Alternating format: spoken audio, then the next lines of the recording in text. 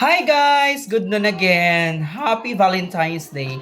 Ngayon guys, meron naman tayong mapapanood isang sharing about what is really a sacrifice love. Please watch this. Good morning, everyone. Sacrificial love is about putting loved one's needs over one's own desire. Being a mother of two, I sacrifice my career by being able to transfer sa lain na trabahoan para makaiban ako nako mga bata.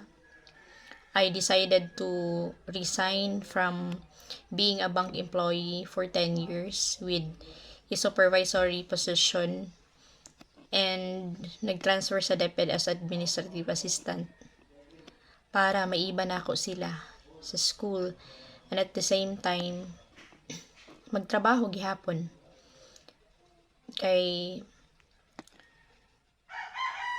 mas apiki na ako sa ila and sa private joy times na dugay makauli.